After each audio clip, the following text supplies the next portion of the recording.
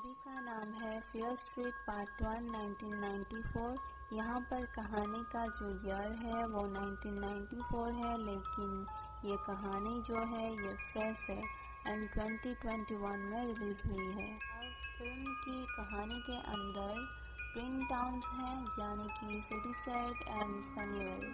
Sunnyvale एक अमीर, शांत और उभरता हुआ टाउन था और वही सिटीसाइड किलर कैपिटल यूएसए के नाम से बदनाम था। सिटीसाइड में सालों से serial killings, accidents, suicides and crimes हो रहे थे जो कि लॉजिक के परे थे।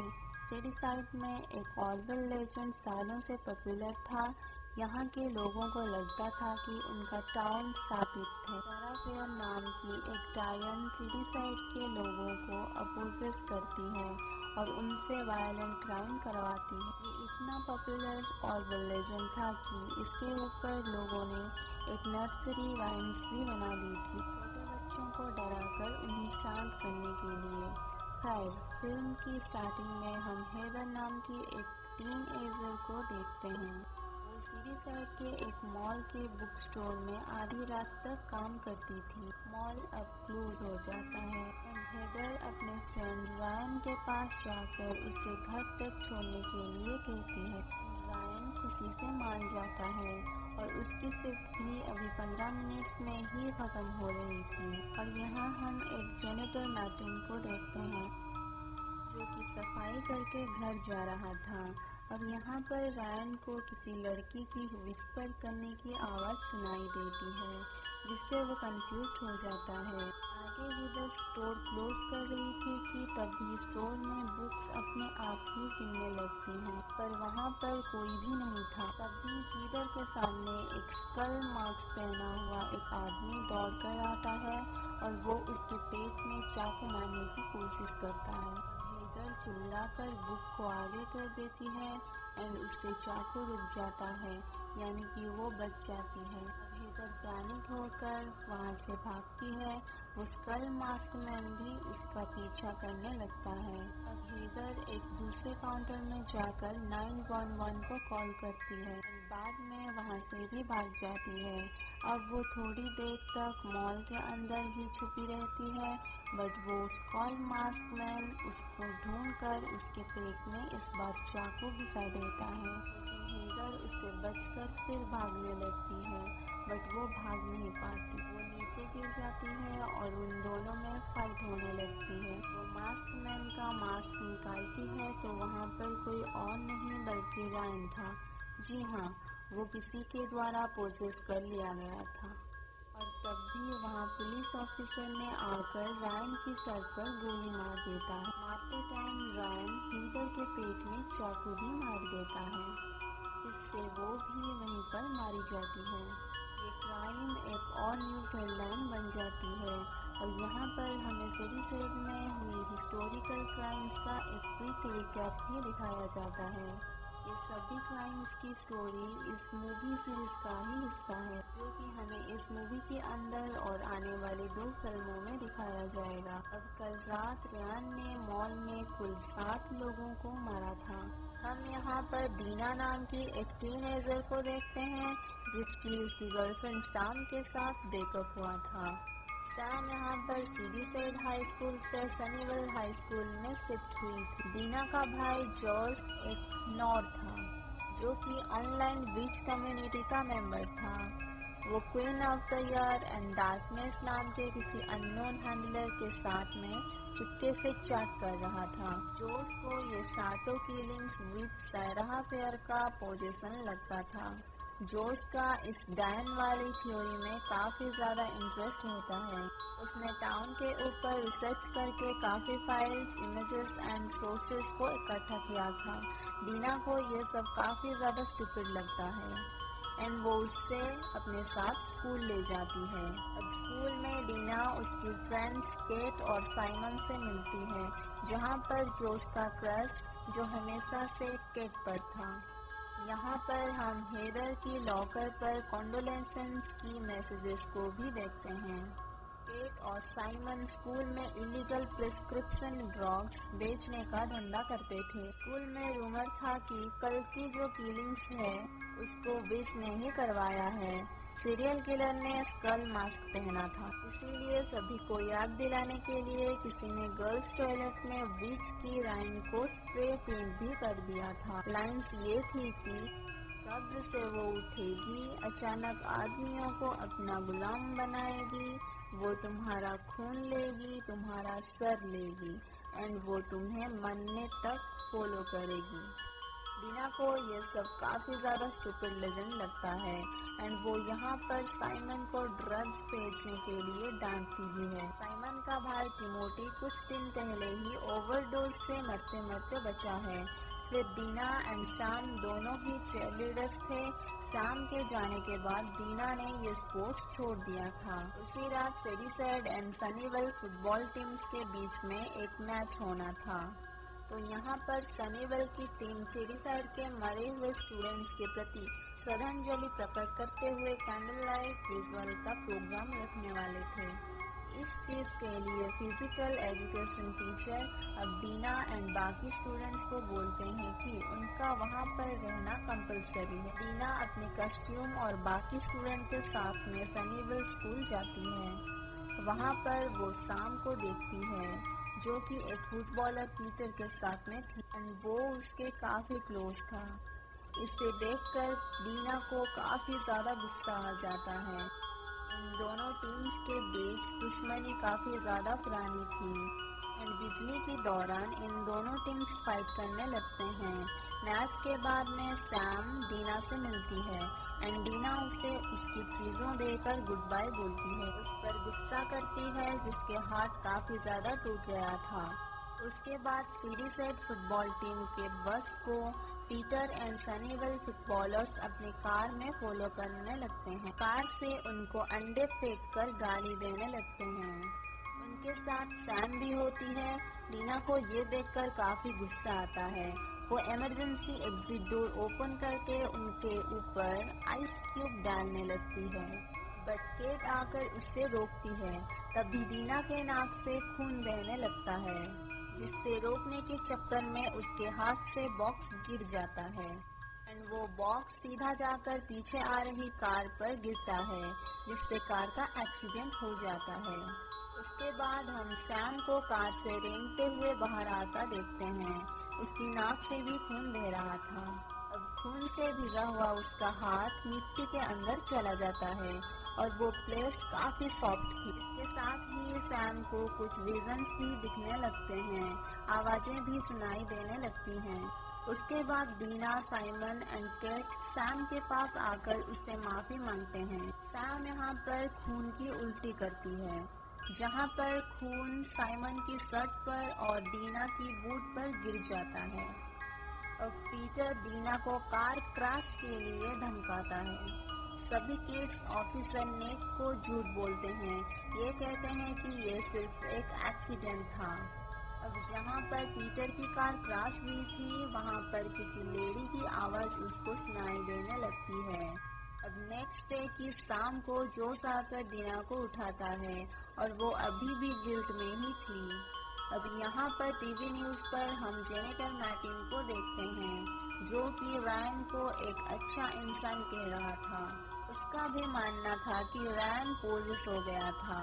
पुलिस ने रायन को सीरियल किलर डिक्लेयर कर दिया था, जिससे डीना टीवी में देखती है। फिर हम एक स्कल मास्क पहना हुआ इंसान को डीना के घर के सामने देखते हैं, जो डीना को पीटर लगता है।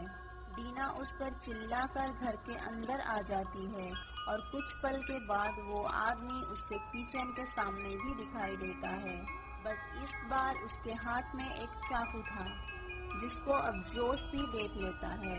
डीना भी एक चाकू लेकर उसे भगाने जाती है, बट तब तक वो गायब हो गया था। डीना अब गुस्से में केट को पेजर पर एक मैसेज डालती है। केट एंड साइमन एक घर में बेबी सिटिंग का काम कर रहे थे। साइमन ने यहाँ पर कल रात वाली शर्ट ही पहनी थी, जिससे केट बदलने के लिए कहती है। केट डीना का मैसेज पढ़कर उससे कॉल करती है, जहाँ पर डीना स्टॉकिंग पीटर के बारे में बताती है। तभी केट की यहाँ भी कुछ शोर होता है। वो और साइना जाकर देखते हैं तो वही स्कॉल मास्क पहना हुआ आदमी वहाँ पर था। वो वहाँ पर बड़ी कढ़ाइयों में कुछ ढूंढ रहा था। साइमन उससे देखकर डर जाती है। केट ये कहती है कि ये पीटर है। यहाँ भी वो आदमी गायब हो जाता है। अब साइमन उसी शर्ट को पहनकर केट के साथ डीना के घर आता है। ये तीनों सैम पर काफी ज्यादा गुस्सा थे। जोश के साथ ये तीनों हॉस्पिटल आते हैं, जहाँ पर सैम एडमिट हो रखी थी। वहाँ की नर्स इन्हें सैम से मिलने नहीं देती एंड विजिटिंग आवर खत्म हुआ था। अब केट अपने कोड वर्ड जेनस बेरी को बुलाती है, जो कि उससे प्रिस्क्रिप्शन ड्रग सप्लाई कर रहा था। वो डीना को सैम से मिलने देता है और डीना सैम से पीटर की करतूत कहती है, जिससे सैम इनकार कर देती है। वो कहती है कि पीटर तो पूरे टाइम मेरे साथ ही था। पीटर वहाँ बाथरूम से बाहर आता है, जिससे देखकर डीना काफी गुस्सा करती है। डीना और सैम दोनों यहाँ पर झगड़ने लगते हैं। सैम मजबूरी में सनीवल गई थी। वो अभी भी डीना को ही चाहती है। वो उससे पब्लिकली एक्सेप्ट करने से डर रही थी। इनके झगड़े के बीच में वो स्कल मास्क मैन वहाँ पर आ जाता है और पीटर के पेट में चाकू घुसाकर उसे मार देता है, जिससे देखकर सैम और डीना चिल्लाने लगते हैं। उस पर हमला करके वहाँ से भागने लगते हैं। एसपी स्कल मास्क मैन को देखकर पैनिक में आ गई। हड़बड़ी में उनसे उनकी कार की खो गई थी, इसलिए वो वहीं पर खड़ी एक एम्बुलेंस को हाईजैक करते हैं। सैम और डीना रिसेप्शन पर छुपते हैं, जहाँ पहले वाले नर्स के डेड बॉडी थी। स्कल मास्क मैन वहाँ पर आकर बेरी की चेहरे पर चाकू घुसा देता है, फिर सैम पर हमला करता है, जिस पर डीना पीछे से अटैक कर देती है। इन तीनों के बीच में फाइट होती है। यहाँ पर डीना उसका मास्क निकालती है एंड वो रायन था। डीना को यहाँ पर कुछ भी समझ नहीं आता, इसलिए वो बाकी लोगों के साथ एम्बुलेंस में भागती है। पुलिस स्टेशन पर ऑफिसर नेक ने मार्टिन को अरेस्ट कर लिया था, जहाँ पर मार्टिन ये कह रहा था कि मैंने कुछ भी नहीं किया है, मुझे तुम फंसा रहे हो। डीना एंड सैम नेक को हॉस्पिटल से जुड़ी हुई सारी बातें बताते हैं, जिस पर वो यकीन नहीं करता। उससे रैन की डेड फोटो दिखाकर कहता है कि इससे मैंने ही मारा है, मुर्दे जिंदा नहीं होते। नेक को इनकी के झूठ बोलने की आदत पहले से ही मालूम थी, इसलिए वो उनको भाव नहीं देता। डीना अब स्टेशन से जाते टाइम गुस्से से चिल्लाने लगती है एंड एक दूसरे ऑफिसर को धक्का देकर उसकी पिस्तौल को भी चुरा लेती है। हम साइमन को यहाँ पर हल्का होते हुए देखते हैं। तब भी उसे एक ओल्ड गाना सुनाई देता है। एक टीनएजर गर्ल रोड के बाजू में बैठकर उस गाने को गा रही थी। जैसे ही साइमन उसके पास में जाता है, वो उसके पैरों पर सेविंग ब्लेड से हमला कर देती है। साइमन भागने लगता है, पर वो उससे गिराकर उसके ऊपर बैठ जाती है। ये दोनों ही लोग फाइट करने लगते हैं, जहाँ पर उस लड़की की लॉकेट दूर जाकर गिरता है। वो साइमन पर अंधाधुंध ब्लेड चलाने वाली थी कि तब भी डीना पीछे से आकर उस पर गोली चला देती है। साइमन उठकर भागने लगता है और वो लड़की मरती नहीं है। उसकी बॉडी से ब्लैक लिक्विड निकलने लगता है एंड सभी किड्स पैनिक में एम्बुलेंस में भागते हैं। डीना के घर में साइमन फुल्ली फ्रीड आउट था। वो सब कुछ एक्सप्लेन करता है, जिससे सुनकर जॉस काफी ज्यादा शॉक्ड हो जाता है एंड वो रूबी लैंड की न्यूज़पेपर क्लिपिंग को लाता है। पूछता है कि क्या वो लड़की ऐसी दिख रही थी, जिसका जवाब साइमन हाँ देता है। जोस इन सबको सेडी साइड की सैड हिस्ट्री बताने लगता है। कहता है कि रूबी लैन एक टीनएजर थी, उसने अपनी फ्रेंड्स का मर्डर किया था एंड खुद भी सेविंग ब्लेड से अपने हाथ को काटकर मर गई थी। साल 1978 में एक साइको ने कैंप नाइटविंग में कई लोगों को मार डाला था। 1950 में हैरी रॉकर नाम का एक मिल्कमैन ने कई सारी हाउसवाइफ्स को मार डाला था। 1935 Humpty Dumpty killer case, 1922 Billy Barker case, 1904 ग्रिप्टर गॉर्स गर्ल केस, 1666 साइरस मिलर कैसियो के पास पर था। ये सभी लोग पहले एक नॉर्मल थे, बट अचानक चेंज हो गए। वो इस टाउन की विश थ्योरी को सही कहता है। 1978 के इंसिडेंट को केट पहचान जाती है। उसके मौसी वहाँ पर मारी गई थी। सैम को ये हिस्ट्री हजम नहीं होती। वो फिर खून की उल्टी करने लगती है। फिर टीना उसे संभालते हुए बात करती है। ये दोनों फिर से करीब आ रहे थे। साइमन एंड केट को यह सब एविडेंस देखकर शॉक लगता है। जोस आके कहता है कि ये 1666 में सेडिसाइड के लोगों ने सरा फेयर को विचक्राफ्ट करने की जुर्म में लटका दिया था एंड तब से वो बदला ले रही है। टाउन की अच्छी मर्दों को पोजेस करके उनसे क्राइम करवा रही है। कई लोग ये मानते हैं कि उसने मरने से पहले डेथ को चीट किया था, यानी कि एक नर्सरी राइम में लिखा है, डैन का था कुछ ऐसा हाल, मरने से पहले उसने चली एक चाल, अपने साबित हाथ को काट कर किया हमारे शहर को शिकार। कब्र से उठेगी, अच्छे आदमियों को अपना गुलाम बनाएगी। वो तुम्हारा खून लेगी एंड वो तुम्हारे सर लेगी एंड वो तुम्हें मरने तक फॉलो करेगी। केट यहाँ पर ये कहती है कि मान लेते हैं कि स्टोरी सच है, बट वो विच हमारे पीछे क्यों है? हमने उसका क्या बिगाड़ा है? जिस पर सैम कहता है कि मैंने उसे कल देखा था जब मेरा एक्सीडेंट हुआ था, तब मुझे कुछ विजन्स आए थे, तो हो सकता है कि ये वही हो। सभी केस एम्बुलेंस में बैठकर क्रैश हुई साइड पर जाते हैं। सैम कार के बाजू मिट्टी में हाथ डालती है, तब उसे वहाँ पर एक बोन मिलती है। जोस को एक ताला मिलता है जिस पर फियर लिखा हुआ था, यानी कल सैम ने अनजाने में सरा फेयर की कब्र को डिस्टर्ब कर दिया था।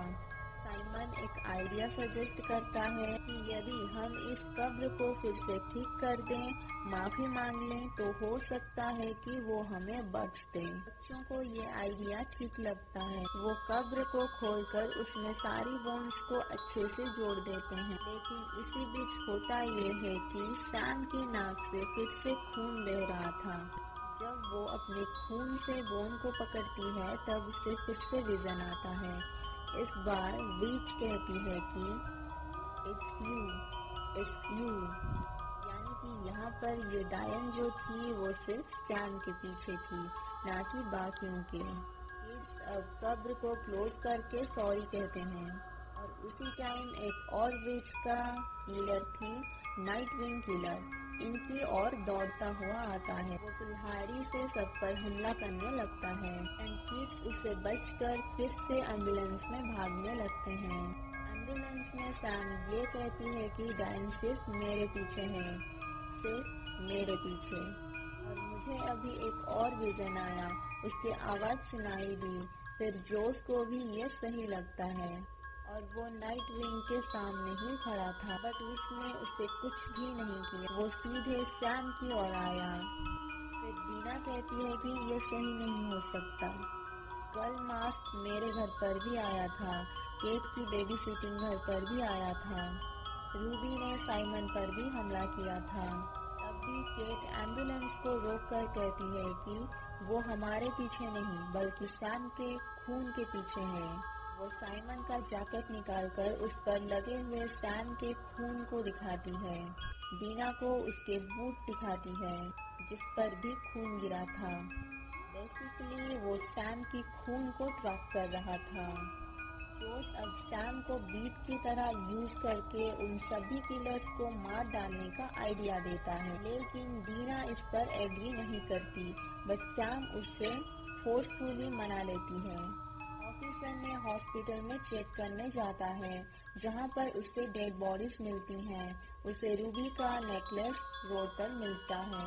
सभी किड्स अब स्कूल के अंदर आते हैं और सभी अच्छे से नहाकर अपने ऊपर लगे हुए सैम के खून को हटा देते हैं। उसके बाद दीना सैम की हथेली को काटकर खून के कुछ बूंदों को एक बकेट में कलेक्ट करती है। साइमन कुछ हाईली फ्लेमेबल केमिकल्स को लाकर उसे गर्ल्स टॉयलेट में चारों ओर डाल देता है। जोस अब सैम के खून से भरे हुए पानी को भी टॉयलेट के आसपास रगड़ देता है। ये सभी लोग अब सैम को उस टॉयलेट में बिठा देते हैं। वहाँ से भागने के लिए ऊपर एक ओपनिंग भी थी। Dina, Simon, Jose and cat अब बाहर वेट करने लगते हैं। अब कुछ ही देर के बाद skull mask, Ruby, Nightwing killer सीधा टॉयलेट की ओर दौड़कर आते हैं। उन लोगों के अंदर जाते ही केट डोर क्लोज कर देती है, जहाँ पर डीना आग लगा देती है। आग टॉयलेट में जाकर उन तीनों को जलाने लगती है एंड जहाँ सैम ऊपर वाली ओपनिंग से भाग चुकी थी।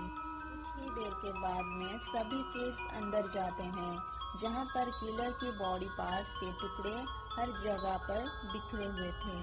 पर वो पार्ट्स फिर से आकर आपस में जुड़ने लगते हैं, मीनिंग कि इन्हें मारा नहीं जा सकता। सभी किड्स डरकर फिर से भागने लगते हैं। यहाँ पर केट का सब्र अब टूट गया था। वो ये कहती है कि अब हम फंस गए हैं और भाग नहीं सकते। विच को सिर्फ सैम चाहिए, इसलिए हमें सैम को सैक्रिफाइस करना होगा, वरना हम सभी लोग मारे जाएंगे। डीना इस चीज के खिलाफ सख्त प्रोटेस्ट करती है, तो केट उसे जोस के बैग को खोलकर सभी न्यूज़पेपर आर्टिकल्स को दिखाती है। सभी केसेस में सभी लोग मरे थे। सैम भी इस पर एग्री करती है। डीना भी यही कहती है कि मेरी वजह से तुम सबका मरना ठीक नहीं है। वो अब क्लासरूम के बाहर जाकर नाइटविंग किलर का वेट करने लगती है। डीना उसे रोकने जाती है, बट साइमन उसको पकड़ लेता है। तभी जोस की नजर एक आर्टिकल पर पड़ती है। उसी टाइम पर नाइटविंग वहाँ पर आकर डोर पर कुल्हाड़ी से पीटने लगता है। जोस ये कहता है कि 1978 किलिंग में सी बर्मन नाम की एक लेडी बच गई थी। उसका दावा था कि उसने विच को देखा है। यदि हम उन्हें कांटेक्ट करेंगे तो शायद हमें कोई रास्ता मिल सकता है। डीना फोन डायरेक्टरी से सी बर्मन का फोन नंबर निकालकर कॉल करती है। कॉल वॉइसमेल पर था, इसलिए वो एक मैसेज डालती है। सैम अब उस आर्टिकल को अच्छे से पढ़ती है। उसमें लिखा था कि सी बर्मन कुछ पल के लिए क्लिनिकली डेड थी, यानी कि उनका हार्ट कुछ मिनट्स के लिए रुक गया था। बाद में CPR करने से वो जिंदा हुई। मतलब यहाँ पर यदि सैम का हार्ट रुक जाता है तो विच उसका पीछा करना छोड़ देगी। इसलिए किड्स अब यहाँ पर भी ऐसे ही ट्रिक यूज करने का डिसीजन लेते हैं। हम अब ऑफिसर निक गुड को एक वीरान घर के सामने देखते हैं।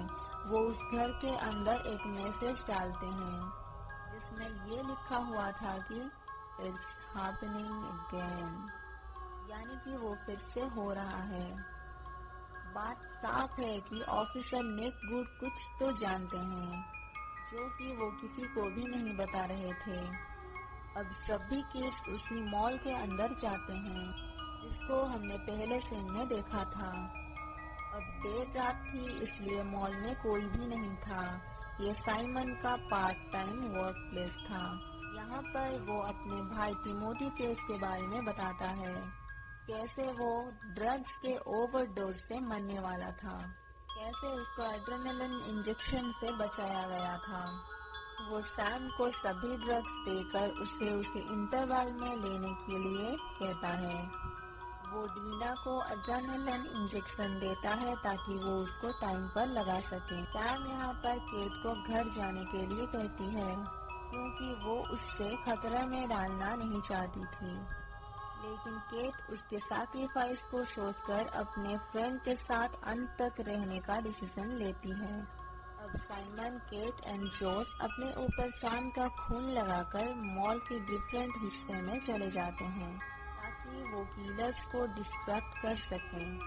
डीना सैम को ड्रग्स की गोलियां देती है। अब वहाँ पर थोड़े समय के लिए तो कोई भी नहीं था, बट जब सैम में होती है तब स्कॉल मास्क उस पर आकर हमला कर देती है। केट वहाँ पर आकर उस पर आग लगा देती है। डीना सैम को लेकर भागती है एंड इसी बीच उसके हाथ से ड्रग्स भी गिरकर बिखर जाते हैं।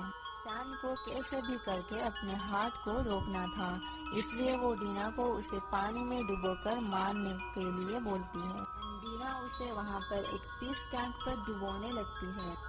स्कॉल मास्क केट को चाकू मार देता है एंड उसे उठाकर उसे एक फेस को काटने वाली मशीन के अंदर डाल देता है। केट यहाँ पर बुरी तरह से मारी जाती है। साइमन और जोस वहाँ पर आकर देखते हैं तो उन्हें शॉक लगता है। तभी देखते ही देखते नाइट विंग किलर साइमन के सर में कुल्हाड़ी से मारता है। साइमन भी मारा जाता है। जोस के पीछे अब स्कल मास्क पड़ जाता है जो डीना के सामने जाकर गिरता है। डीना सैम को मार रही थी एंड सैम का हार्ट डूबने से रुक जाता है एंड वो क्लिनिकली मारी जाती है। उसके मरते ही स्कल मास्क मैन भी गायब हो जाता है। फिर डीना फौरन ही सैम को 3 एड्रेनालिन का इंजेक्शन देती है, जिससे कुछ पल के बाद सैम को होश आता है एंड ये दोनों रोने लगते हैं। उसके बाद officer net woods Sam, Dina और जोस का सेपरेट इंटरव्यू लेता है, जहां पर तीनों फिर से झूठ बोलते हैं। ऑफिसर नेट सैम को देखकर ये कहता है कि तुम तो भूत की तरह दिख रही हो, लगता है कि अभी अभी मर के जिंदा हुई हो। वो साइमन एंड केट को ड्रग्स रिलेटेड कार्टेल गैंग का शिकार घोषित करता है। वो जोस को उसके सामने पड़े हुए पिन को उसके तरफ फेंकने के लिए बोलता है। वो उससे हाथ खोलकर भागने की कोशिश करता, पर जोस यहाँ पर उसकी मदद करता है। जाते टाइम मैटिन अपना कार्ड भी देता है। रात को डीना एंड सैम हुकअप करते हैं। उसी रात डीना को लेडी सी बर्मन का कॉल आता है। वो ये कहती है कि तुम जिंदा हो, तुम लोगों ने विच की किलर्स को रोका है, विच को नहीं। वो रूल्स बनाती है, तुम सेफ नहीं हो। तभी सैम को किसी लेडी की विस्परिंग की आवाज सुनाई देती है, जो कि असल में विच की थी। यहाँ पर हमें उस डायन की कुछ क्लिप्स भी दिखाई देती है कि वो कई रिचुअल कर रही है। वहाँ पर पोजेस हुए सभी लोगों के नाम थे एंड उसमें अब सैम का नाम भी जुड़ जाता है। सैम अब डीना के सामने आती है और उसके अंदर एक चाकू मार देती है। वो पोजेस हो चुकी थी। इन दोनों के बीच में फाइट होती है एंड डीना उससे वहीं पर बंद कर देती है। वो बाद में जोस से मिलकर उसको ये दिखाती है और ये मूवी यहीं पर खत्म हो जाती है। मूवी के बाद हमें यहाँ एक एंड क्रेडिट सीन दिखाया जाता है, जहाँ पर डीना एंड जोस सी बर्मन से मिल रहे हैं। वो उन्हें अपने 1978 की स्टोरी बताने लगती है, जो कि असल में सेकंड फिल्म का कहानी है। अगर मूवी का एक्सप्लेनेशन पसंद आया है तो लाइक एंड शेयर करें और ऐसे ही और एक्सप्लेनेशन देखने के लिए हमारे चैनल को सब्सक्राइब करें। Thank you.